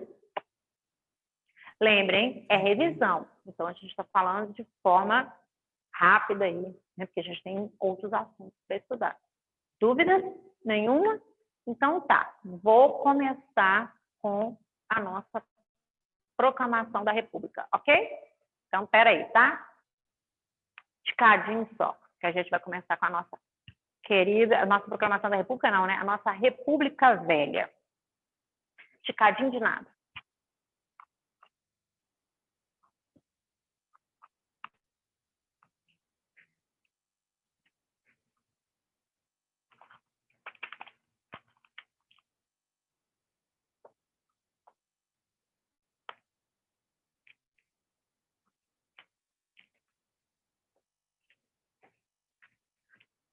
A República Oligárquica também é um assunto muito cobrado, né? República Velha, né? A República Oligárquica é o período que nós temos canudos, contestado, vacina. Max, traz mais um cafezinho para mim, por favor, seu lindo. Nós temos canudos, contestado, vacina. Faz tudo aí, né, Max? O povo deve falar com esses dois. Então, vamos lá. Mudando o texto aqui. Mudou, tarará, faz de conta que eu mudei, tá? Então, vamos lá? Vamos mudar, né? Para ficar bonito. Para não ficar essa coisa feia. Vamos lá. Apagando com a mão. Vocês sabem que eu faço isso. Beleza? Só falta apagar com o cabelo. República Velha. República Velha. Beleza? Beleza? Beleza? Beleza? Vamos colocar aí, ó, 1894 a 1930. 1894 a 1930. Bebês, tem essa aula também no meu canal, tá bom? Se vocês quiserem olhar lá. E tem gravurinha, né? No meu canal eu coloco gravurinha, coloco charge e tudo mais. Professora, você está usando a videoaula para fazer propaganda? Ah, se não puder, depois eles me falam. Tem alguém aí me vendo? Porque ninguém faz pergunta? Só fala oi, se tem alguém. Oi! Põe aí, oi. Deixa eu ver. Gente, não tem ninguém me vendo. Oi. Ai, que bonitinho! Oi, Gabriela Gomes. Williane. Obrigada, gente. Fico feliz de ter pelo menos 2 oi. Eu achei que eu estava me sentindo tão sozinha aqui. Eu falei, será que estão me vendo? Tá boa a aula? Tá? Ou estou falando rápido? A aula tá boa, professora. Tá ótima, obrigada. Tá ótima, obrigada. Quero dar aula, gente. Tomara que chegue a vacina logo, né? Para a gente poder voltar para a aula e tudo mais. Mas vamos lá. República Oligárquica, também conhecida como República Velha. Vocês sabem a proporção. Oi, tá ótima, de Gustavo para a Júnior. Obrigada. Max trouxe o café para mim, gente. É só trazer café, eu desenvolvo aí. Vamos lá. República Oligárquica. Vocês já sabem que República Oligárquica é governo de poucos. Nós vamos falar aí de República Oligárquica, que vai de 1894 a 1930. O que significa oligarca? Nós temos óligos, alguns. Arquia, poder, tá? Então, tudo a gente vai ver aí que vem do grego, né? Vocês veem em filosofia, essas coisas todas. Os termos todos são relacionados a isso. Então, república oligárquica, governo de poucos ou república velha. Nós vamos começar aí falando já do período em que nós temos o primeiro presidente civil no poder. Mas deixa eu dar uma explicadinha para vocês antes. Quando tem a proclamação da República, nós vamos ver que 2 militares vão governar o poder. Esse período é chamado de República da Espada. Ele não costuma cair no Enem, não. Mas eu só estou falando para vocês entenderem mais ou menos como que a República Oligárquica inicia, para não ficar aquela coisa de cair de paraquedas. Nós temos 2 políticos civis, militares no poder, que são os 2, um deles é o que deu o golpe na proclamação da República, que é o Marechal Deodoro da Fonseca. Né? O Marechal Deodoro da Fonseca acaba renunciando, e aí o Marechal Floriano Peixoto, que é o vice dele, assume de forma inconstitucional. Inconstitucional por quê? Porque o Deodoro da Fonseca só tinha governado 9 meses. Era para ter outra eleição, né? Do Floriano Peixoto, que é militar, daqui ninguém me tira, e governa o restante do período. Esse período é chamado, igual eu falei para vocês, República da Espada. Nós temos a primeira Constituição republicana é feita nele, tá? Que é a Constituição que vai durar na República Café com Leite. É a segunda do Brasil e a primeira republicana, tá? Nós vamos falar nela aqui, não preocupem. E não preocupem com esse período chamado de República da Espada, que ele praticamente nunca cai, tá?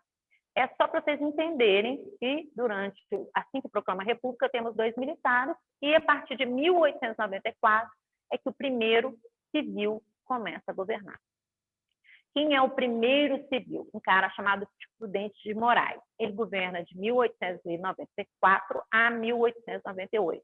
Não precisa guardar o nome dos presidentes, tá bom?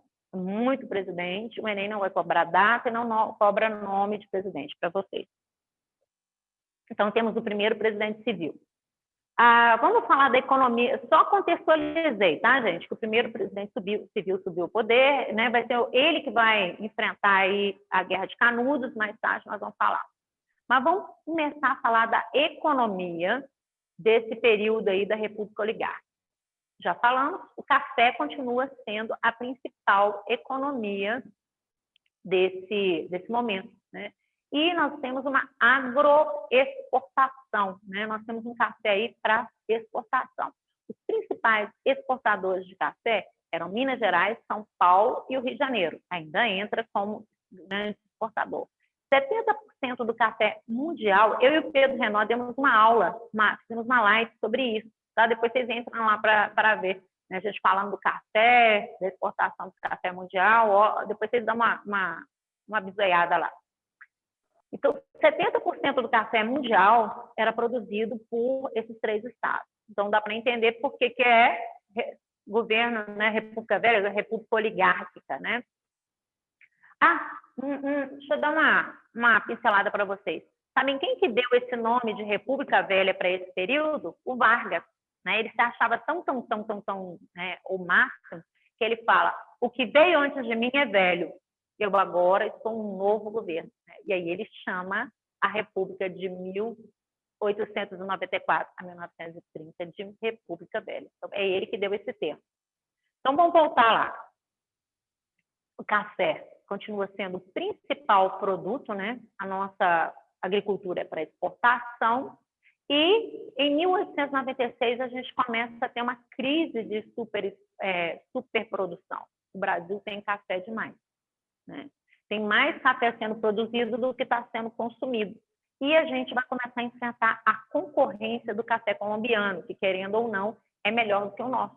A gente começa a enfrentar a concorrência do café colombiano, que está surgindo aí com melhor qualidade. Além de tudo, nós vamos ver que lá na República da Espada, que eu falei para vocês, do governo do Deodoro da Fonseca, o Deodoro da Fonseca tinha um ministro da Economia que chamava Rui Barbosa. Esse cara criou uma tal de política do encilhamento. No que consistia essa política do encilhamento? Fabricar papel moeda sem lastro ouro, ou seja, fabricar mais dinheiro do que tem ouro dentro do Brasil. Ou seja, fabricar dinheiro sem valor. Entendeu? Ele fabricou esse papel moeda, coitado. Ele acreditava que E ele não parou para pensar na lógica do trem, né? Que se você não tem ouro o suficiente, se você fabrica mais dinheiro do que você tem ouro dentro do país, você gera uma inflação. O que ele acreditava é que com esse dinheiro que ele estava fabricando, o pessoal ia pegar esse dinheiro e ia investir nas indústrias nacionais. O que o povo brasileiro vai fazer? Pegar esse dinheiro e investir onde? No plantio de café. Então, nós vamos ter mais produção de café. Então, um dos motivos da superprodução do café é isso. O governo começa a emprestar dinheiro para o povo construir indústria. E o que o povo vai fazer? Vai plantar mais café, né? E, além de tudo, outras pessoas até pegavam esse dinheiro e falavam que investir na indústria e tudo mais, fugia para a Europa com dinheiro, tchau, deixava o governo aí. E isso vai levar aí uma inflação muito grande para a gente. O que é chamada de política de encilhamento? Encilhamento era as apostas que faziam na hora que os cavalos iam para a corrida e o povo, né, os que pegavam dinheiro e tudo mais, pegava esse dinheiro e colocava na bolsa de valores, investindo em as suas ações e tudo mais, ficava aquele amontoado de gente, igual em corrida de cavalo, quando os cavalos partem para a corrida, aquele monte de gente apostando. Então, eles apelidaram um período, né, essa política de encilhamento. E essa política, gente, ela vai ser responsável pela nossa moeda, vai ser um dos motivos da moeda do Brasil, na proclamação da República, ter 73% de defasagem, né? Então, o dinheiro brasileiro, em relação à monarquia, ele vai desvalorizar 73%. Por isso que muita gente vai começar a falar que era mais feliz no período da monarquia. Se vocês entrarem em grupo, eu entro em grupo de tudo, tá? Eu entro em grupo de monarquistas, eu entro no grupo de defensores da ditadura militar, eu entro no grupo de Antifa, eu entro em tudo que eu quero ver, tudo que eles estão pensando. Se vocês entrarem no grupo da monarquia, vocês vão ver que eles querem a volta da monarquia, que eles falavam que que o Brasil era muito mais rico e muito mais bacana no período da monarquia. Como professores de história, a gente tem que ouvir todos os lados. Então, eu entro em todos os grupos para ver o que todo mundo está pensando. Mas vamos lá. O café está desvalorizado. O que acontece? Nós vamos ver aí que é criado o convênio de Taubaté, tá? O convênio lá da grávida de Taubaté.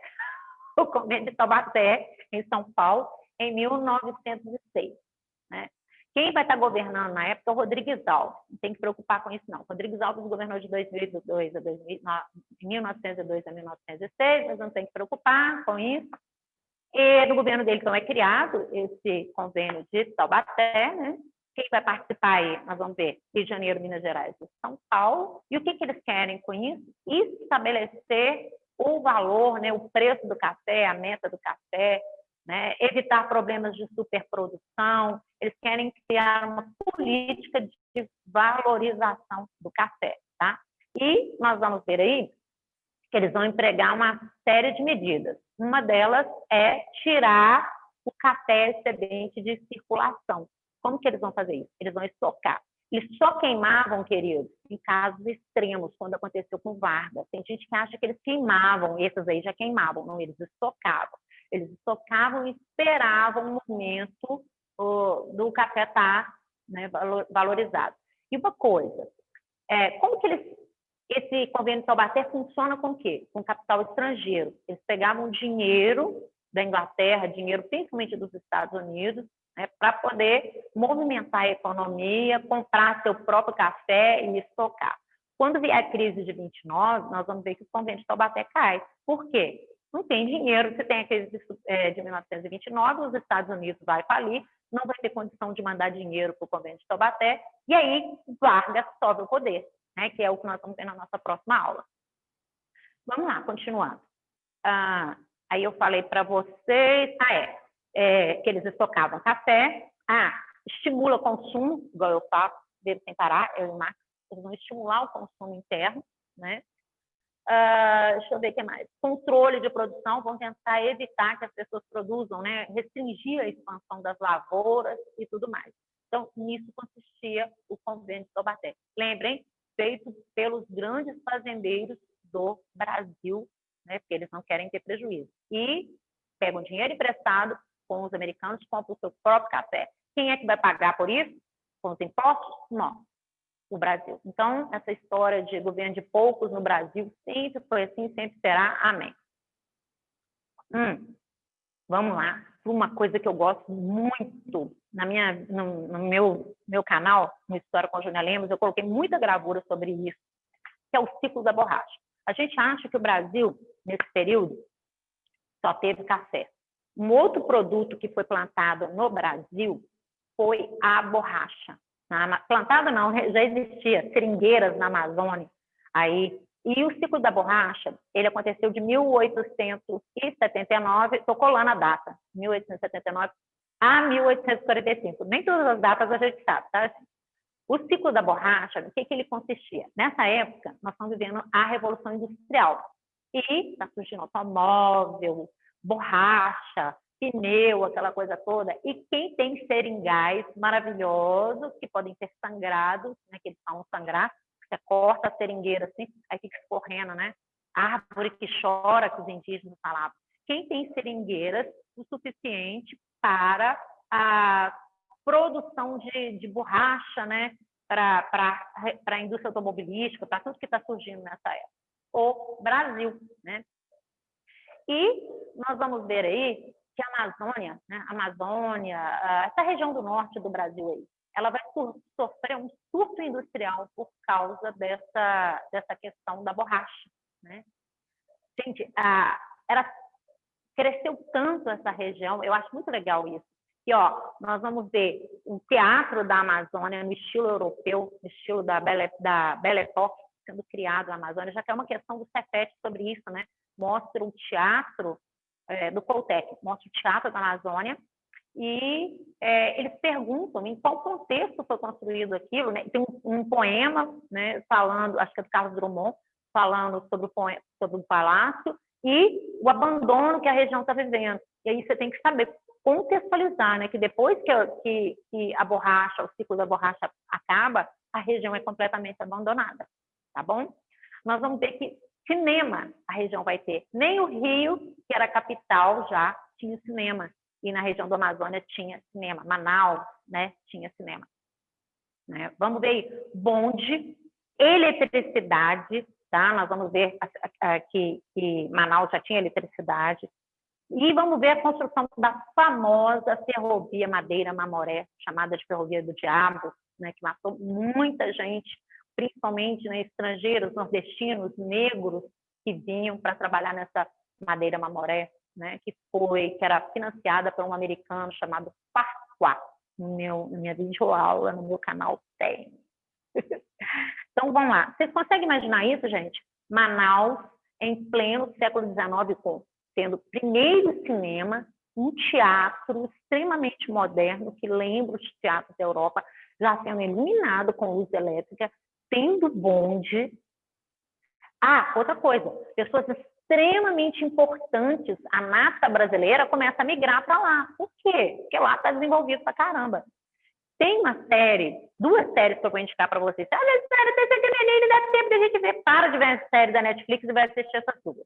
Uma chama Amazônia, tá? Da Globo. Não precisa baixar, está disponível no YouTube. E a outra chama Med Maria, que vai mostrar a construção dessa ferrovia Madeira-Mamoré.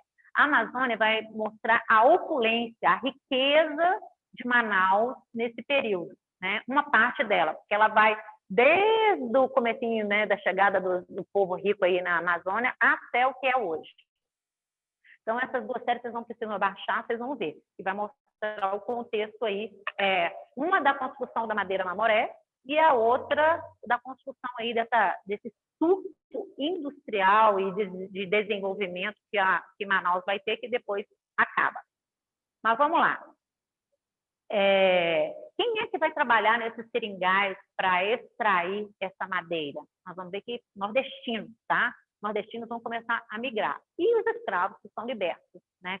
Afinal, a libertação dos escravos, ela tem relativamente pouco tempo, se você for parar para pensar, ó. Ela aconteceu em 1889, nós estamos falando aí de um período aí que vai durar até 1912. Então, os seringais têm relativamente pouco tempo que eles estão explorando. em relação à libertação dos escravos.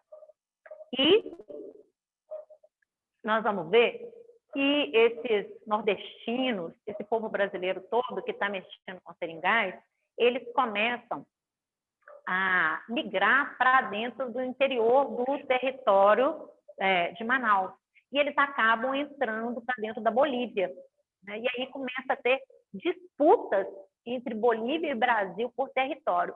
Qual que vai ser a solução disso aí? Nós vamos ver que a solução vai ser a compra do Acre, que vocês ficam me perguntando, né? Então, o Acre, ele vai ser comprado aí pelo Tratado de Petrópolis em 1903, no governo de Rodrigues Alves.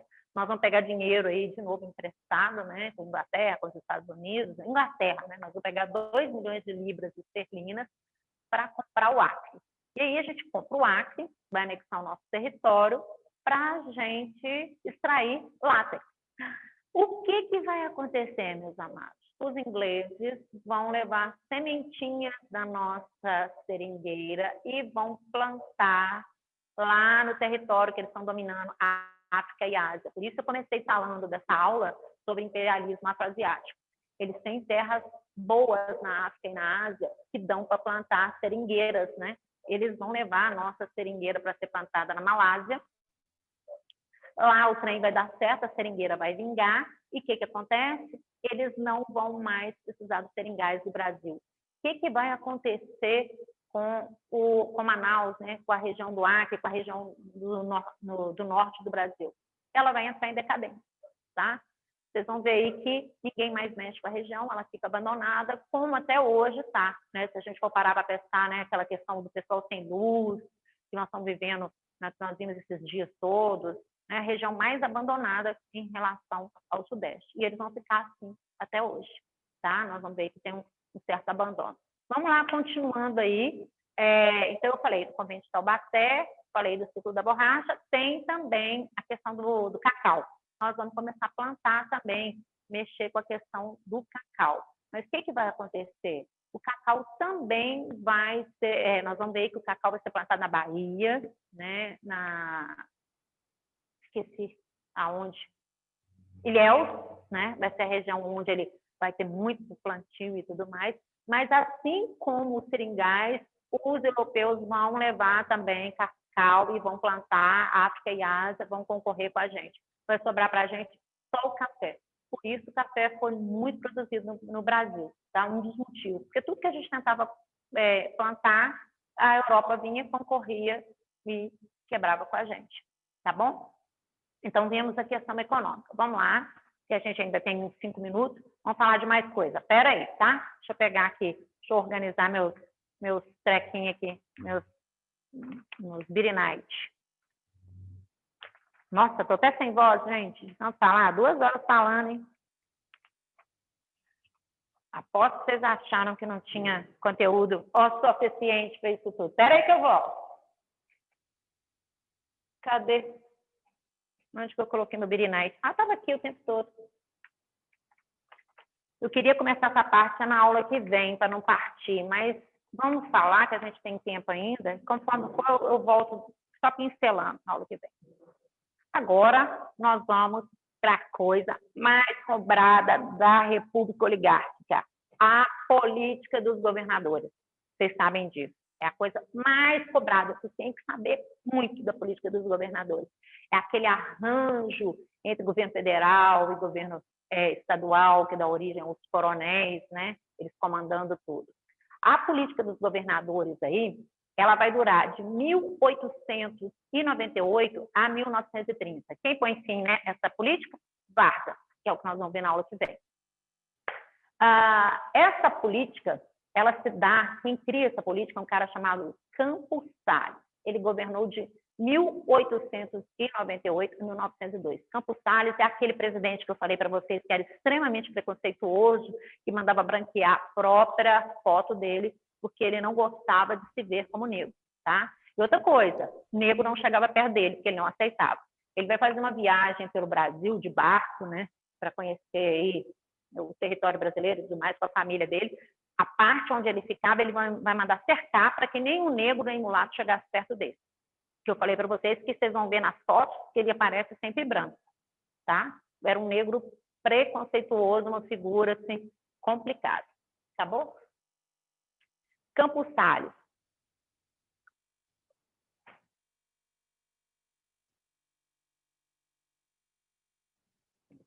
Tem pergunta? Não. Hã? Travou? Espera aí.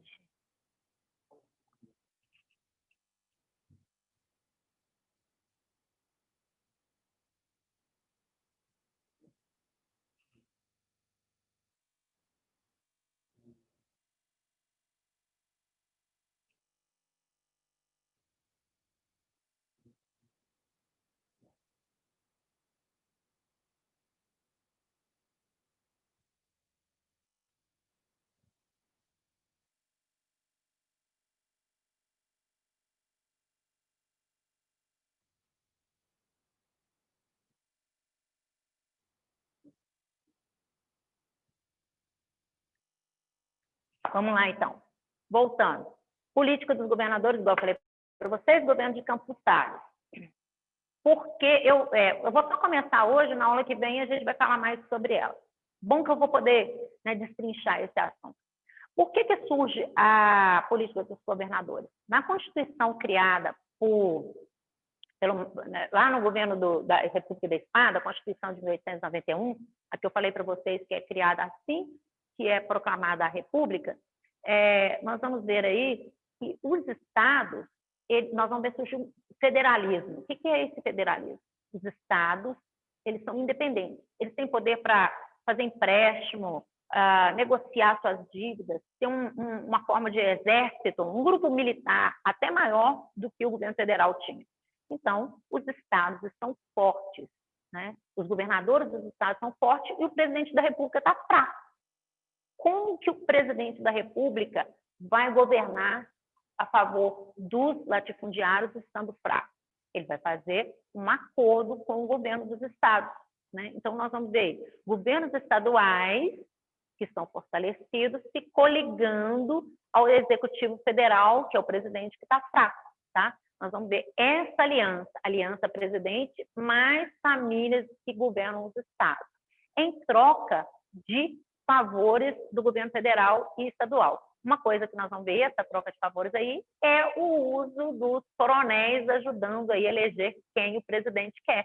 O presidente vai chegar para o governador e vai falar assim, olha, eu preciso eleger o Campos Salles, ou o presidente Moraes, por exemplo, para a gente poder dar prosseguimento à nossa política café com leite.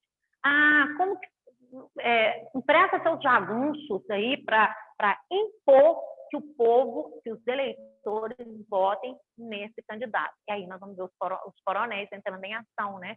Nessa época, o voto é masculino e aberto. Então, o que acontece? Nós vamos ver a pressão do voto de cabresto aí, né? E a manipulação dos votos. Se você não votar em quem o fazendeiro quer, o que vai acontecer? Você roda. Você pode até morrer, né? Você perde favores, corre risco de morte, uma série de coisas, que é essa política que eu falei para vocês, dos coronéis aí. Então, vocês entenderam o que é a política dos governadores? Quantos minutos eu tenho, mãe? Já finalizou?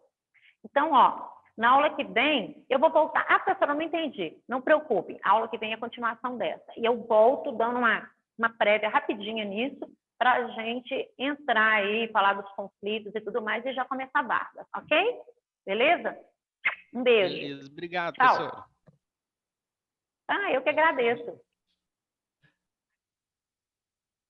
Obrigada, obrigada, obrigada. Não deixe de entrar no meu canal, hein? História com Júnia Lemos. Amo vocês.